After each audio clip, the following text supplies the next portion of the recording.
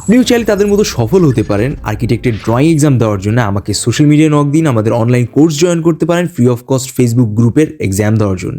ঠিক আছে, খেয়াল করুন সবাই। লোগো পোস্টার বুক ইলাস্ট্রেশনে সব থেকে কমন যে ব্যাপার হচ্ছে যে আপনি যেটাই আঁকেন না কেন, ঠিক আছে, আপনি সবসময় মাথায় রাখবেন তিনটা মেইন ক্লু। আপনার হচ্ছে একটা আইডিয়া, হ্যাঁ, প্রথমটা হচ্ছে কি বলেন তো, আইডিয়া। সেকেন্ডটা হচ্ছে কি যে আপনি কি আঁকাইতে চাইতেছেন বা ভিজুয়াল। আর থার্ড ব্যাপারটা হচ্ছে যে ফিচার্স। এই তিনটা জিনিস যদি আপনি মাথায় রাখতে পারেন ভালোভাবে, দেন আপনি যে কোনো টাইপের লোগো পোস্টার বা বুক ইলাস্ট্রেশন করতে পারবেন। ঠিক আছে, তো সবার আগে যদি আমরা লোগো নিয়ে কথাবার্তা বলি, আমরা একটা কোম্পানির লোগো দেখি, লোগোটা আসলে অনেক ধরনের হয়ে থাকে। যেমন আপনি অডি গাড়ি যদি লোগো দেখেন, ওটা একটা অ্যাবস্ট্রাক্ট লোগো, কোনো লেখা নাই, কোনো ছবি নাই, জাস্ট চারটা সিম্বল, বিষয়গুলো একসাথে, কাপল অফ সিম্বল একসাথে কানেক্ট করে লোগো বানানো হয়েছে। ওরকমই সেম রাউন্ড জাস্ট সিম্বল। এরকম অডি গাড়ি যে আমরা লোগো গুলো দেখি, বা আমরা যখন অলিম্পিকের এরকম বিষয়টা দেখি, এরকম রাউন্ড সার্কেল কিন্তু অনেক জায়গায় থাকে, গাড়ির চাকায় থেকে অনেক কিছু থাকে। তো অডি গাড়িতে হচ্ছে এটা চারটা মাদার কোম্পানি এক জায়গা হয়ে মাদার কোম্পানি হয়েছে। এটা হচ্ছে যার কারণে AUDI, চারটা আলাদা ব্র্যান্ডের একটা কম্বিনেশন। মানে মনে করেন আপনাদের চারজনের নাম, আমার একার নাম, পাঁচটা নাম মিলে এরকম হইলো। এভাবে হচ্ছে আমরা অনেক স্টারবাকের লোগো দেখছি, ওইটা হচ্ছে আরেকটা লোগো টাইপ, ওটা হচ্ছে পিক্টোরিয়াল বেসড লোগো বলে, বা ওই লোগোতে একটা ছবি আছে। ঠিক আছে, এই জন্য ওটা পিক্টোরিয়াল, বা পিকচার থেকে পিক্টোরিয়াল ওয়ার্ডটা আসছে আর কি। সো আপনি যদি অ্যামাজনের লোগোটা দেখেন, অ্যামাজন আমরা কি দেখছি, অ্যামাজনে হচ্ছে এরকম ভাবে অ্যামাজন লেখা থাকে, এরকম টাইপের একটা ইয়ে দিয়ে থাকে অ্যামাজন, মানে এরকম ধরনের একটা ইয়ের ব্যাপার থাকে।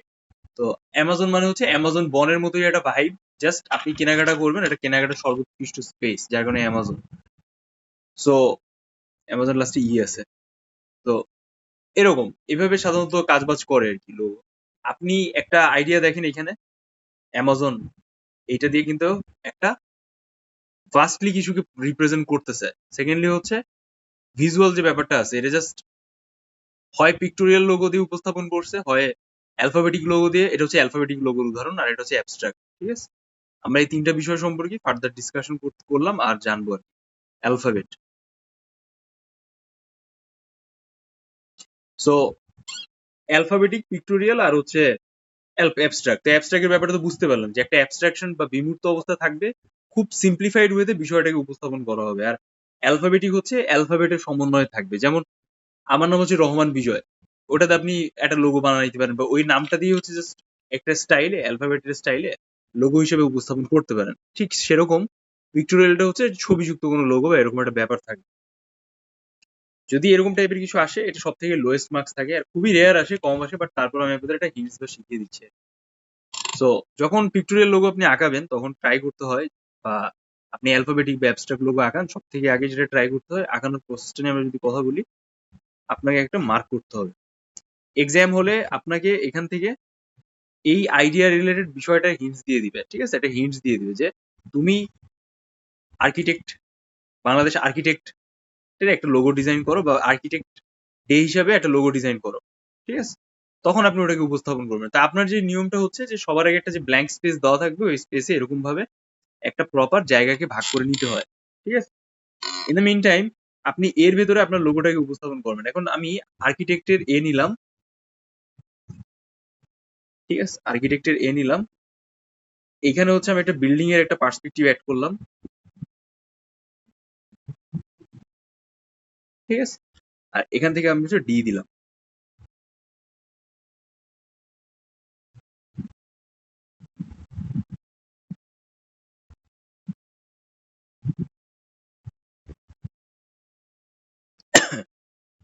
বুঝছেন ব্যাপারটা? সো এভাবে আপনি নিচে দেন নামটা দিলেন। তো এই পরিসরে আপনি হচ্ছে সরাসরি আর্কিটেক্টের লোগো বা এডি এই লোগোটা উপস্থাপন করলেন। দেন এটাকে একটু হালকা ফিনিশিং দিলেন। আপনি চাইলে এটাকে ডাইমেনশনও অ্যাড করে দিতে পারেন আপনার এটার সাথে।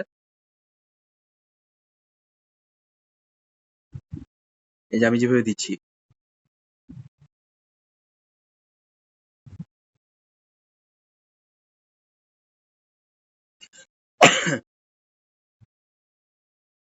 হ্যাঁ, এ হয়ে গেল এ।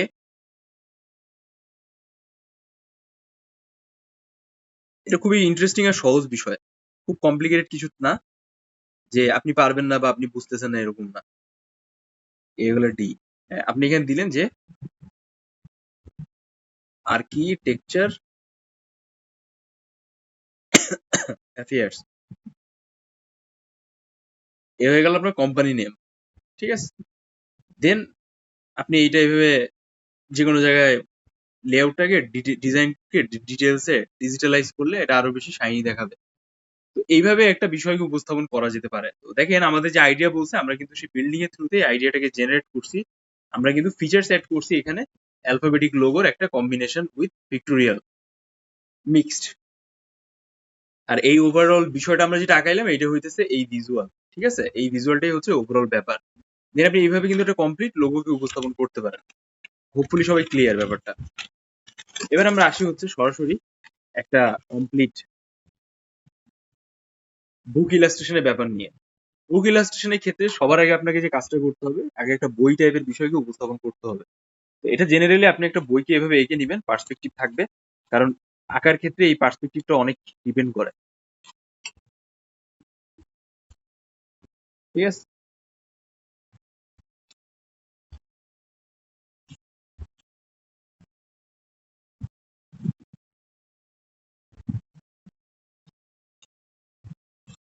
এভাবে আপনি হচ্ছে একটা কম্বিনেশন করে বইয়ের শেপটাকে উপস্থাপন করলেন। এটা বুঝতে পারছেন?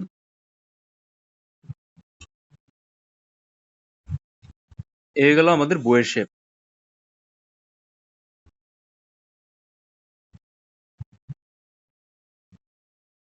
খুব রিয়েলিস্টিক হওয়া লাগে এমন কোনো কথা নাই, আপনি আপনার মতো করে উপস্থাপন করবেন। এটা জাস্ট ডিপেন্ড করে যে আপনি, আপনাকে যে বিষয়টা উপস্থাপন করতে বলা হয়েছে বা আপনাকে তারা যে বিষয়টা বলেছে সেটা আপনি প্রপারলি পারতেছেন কিনা, এটাই হইতেছে এখানে মেইন খেলা।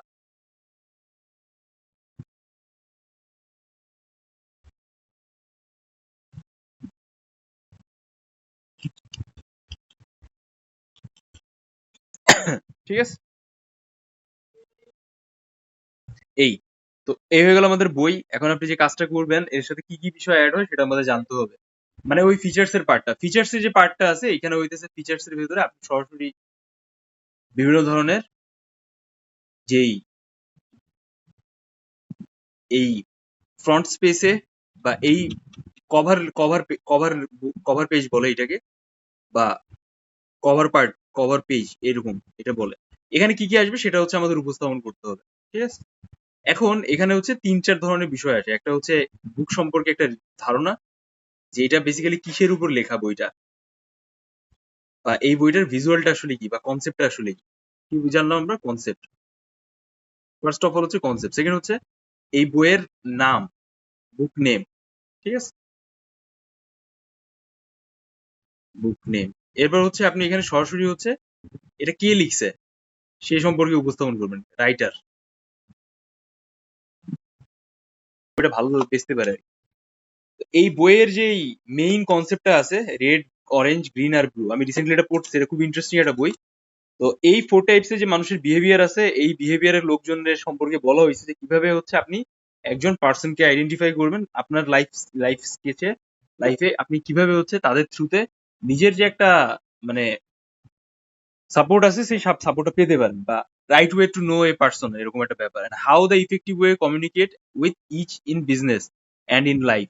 মূলত এই দুটো বই হচ্ছে বিজনেস আর লাইফের একটা কম্বিনেশন বিষয় নিয়ে কথাবার্তা বলছে, যেখানে এই চার ক্যাটাগরি মানুষ এই রাইটার মনে করে, সে তার গবেষণায় মনে করে যে এই চার টাইপের মানুষ পৃথিবীতে আছে। সো দ্যাটস ওয়াই আপনি যখন কারোর সাথে বিজনেস করতেছেন বা রিয়েল লাইফ এক্সপিরিয়েন্স করতেন, you should try to accept that which types of people are you will try to ignore which type of people. এই জিনিসটাই এখানে ভালোভাবে ডিফাইন করছে।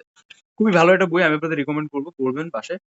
তো এই ব্যাপারগুলোই হচ্ছে এখানে মূলত আসবে। এখন আমরা মনে করেন আমাদের যে টাইটেল দেওয়া থাকবে কোয়েশ্চেন্সে, যে এইরকম একটা বই বা এরকম আর্কিটেক্টের কনসেপ্টে আর্কিটেক্ট এক্সিবিশন হতে পারে, আর্কিটেক্ট পাবলিশ হতে পারে, ওই টাইপের বিষয়ের উপর বেস করে একটা বই ইলাস্ট্রেশন করো। দেন সরাসরি হচ্ছে আপনি এরকম ভাবে একটা বই আঁকাবেন, তারপর আপনার ইলাস্ট্রেশনটা করবেন। এখন মনে করেন আমি আর্কিটেক্টের একটা বই নিয়ে কাজ করতে চাই, আমি এখানে লিখলাম যে স্থাপত্যের ইতিহাস। আপনি সুন্দর করে একটা ফর্মালি যেই টাইপোগ্রাফি আছে সেই টাইপোগ্রাফিতে এরকম দিলেন। দেন আপনি এখানে একটা সংসদ ভবনের ছবি দিতে পারেন বা যে কোনো ধরনের একটা 3D টাইপ ছবি দিতে পারেন।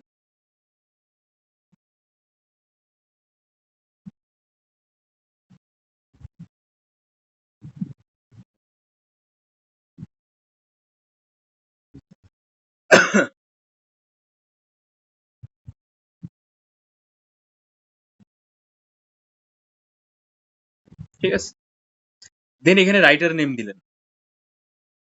আমি যেরকম মনে করেন আমি আমার নাম দিলাম রহমান।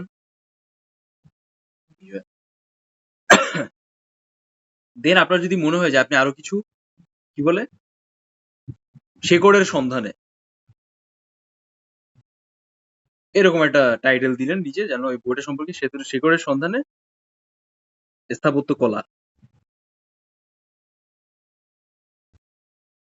এই বিষয়টাকে আপনি উপস্থাপন করলেন। তো দেখেন এই কম্বিনেশন করেই কিন্তু সরাসরি আমরা একটা কমপ্লিট বুক ইলাস্ট্রেশন রিলেটেড ব্যাপারটা পেয়ে থাকি।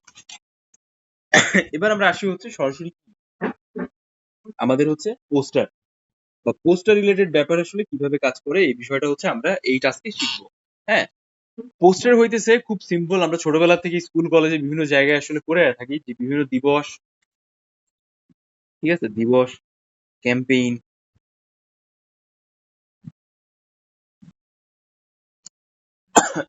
তারপর হচ্ছে বিভিন্ন ধরনের প্রোগ্রাম, ঠিক আছে, তারপর ইভেন্ট,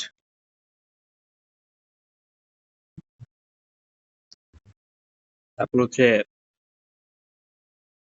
কোনো ইভেন্ট থাকে, এগুলা বিষয়ের উপর বেস করে কিন্তু মূলত পোস্টার গুলো হয়ে থাকে। আর আমাদের বাংলাদেশে কিন্তু পোস্টার কালচার খুব একটা প্রাচীন কালচার। আমরা কোচিং সেন্টার বলি, বাংলাদেশে প্রতি বছর কোচিং সেন্টারের মার্কেট ভ্যালু জানেন কত আপনারা?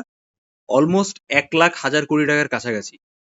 40,000 কোটি টাকার থেকে শুরু হয়, দেন আস্তে আস্তে ওটা ইয়ে হয় প্রতিটা সেক্টর, না ওভারঅল সব মিলে অ্যাডমিশন, তারপর বিভিন্ন ধরনের যে প্রতিষ্ঠান আছে যারা বিভিন্ন বিসিএস এইসব হাবিজাবি ইয়ে দেয়, সব মিলায় হচ্ছে 40,000 কোটি টাকা। শুধুমাত্র বাংলাদেশে অ্যাডমিশনের মার্কেট ভ্যালু হচ্ছে 40,000 কোটি টাকা। Just imagine, how could you imagine যে কি পরিমাণ একটা নাম্বার হইতে পারে এটা। 40,000 কোটি টাকা একজন একটা বিজনেস ইন্ডাস্ট্রি এই সেক্টরে তৈরি হয়েছে। এর ভেতরে অনলাইন অফলাইন কত ভ্যারাইটিস আছে। তো জাস্ট চিন্তা করেন যে 1,00,000 কোটি টাকা আছে। এই অ্যামাউন্টের ভেতরে কিন্তু ইউনিভার্সিটি এই যে আপনাদের কাছ থেকে চার্জ দিচ্ছে না, যে বিভিন্ন অ্যাডমিশন ফি, অ্যাডমিশন যে ফি নিচ্ছে, পরীক্ষা দেওয়ার জন্য যে ফি নিচ্ছে, এই রেজিস্ট্রেশন ফিটাও কিন্তু এর সাথে ইনক্লুডেড। বুঝছেন ব্যাপারটা? বাংলাদেশে কোনো কিছুর স্পেসিফিক ডেটা পাওয়া যায় না, সব যা পাওয়া যায় ফলস বা অ্যাভারেজ টাইপ। কারণ স্পেসিফিক ইনফরমেশন ডেটা পাওয়াটা খুবই একটা মানে একটা ঝামেলা আছে। আর হচ্ছে আপনি এই কারণে একটা মানে স্পেসিফিক ডেটা আপনি পাবেন না, বাট যা পাচ্ছেন মোটামুটি ওই দিয়ে আপনি বলতে পারছেন যে আসলে না এটা নিয়ে এটা এইভাবে হইতে পারে বা এর কাছাকাছি। যদি একটা আনুমানিক ডেটাই থাকে এই ক্যালকুলেশন 40,000 কোটি টাকা, জাস্ট থিঙ্ক অ্যাবাউট ইট যে এক্সাক্ট নাম্বারটা কত বড় হইতে পারে। যাক, সমস্যা নাই, এখন আমাদের ওটা নিয়ে মাথা ঘামানোর দরকার নেই। আমরা পোস্টারের জন্য সবার আগে একটা জায়গা এভাবে মার্ক করে নিব। দেখেন এরকম আপনি একটা জায়গায় মার্ক করে নিলেন, আপনি যে স্পেসটা পাইছেন সেই স্পেসে। দেন পোস্টারের ভিতর কি কি আছে সেই বিষয়টা আমাদের একটু বুঝতে হবে। এখানে সবার আগে যেটা বুঝতে হবে যে আমাদের পোস্টারের মেইন টাইটেলটা আসলে কি, ঠিক আছে। দেন একটা ইলাস্ট্রেশন টাইপের ব্যাপার আপনাকে রাখলেন পোস্টার রিলেটেড। তারপর হচ্ছে সরাসরি আপনি এখানে আপনার মানে ডেডলাইন টাইপ মানে হচ্ছে আপনার টাইম টেবিল দিচ্ছেন, যে ইভেন্টের টাইম টেবিল,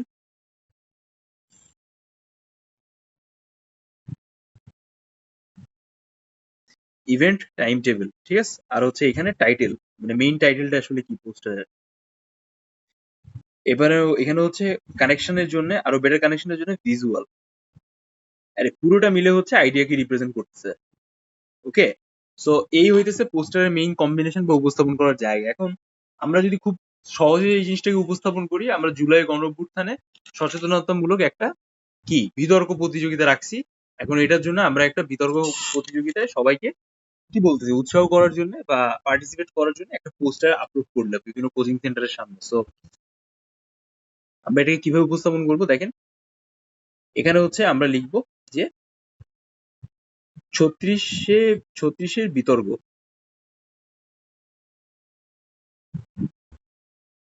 এই হইতেছে আমাদের মেইন টাইটেল, সরি বিতর্ক বানানো। দেন এখানে হচ্ছে আপনি একটা বই দিলেন,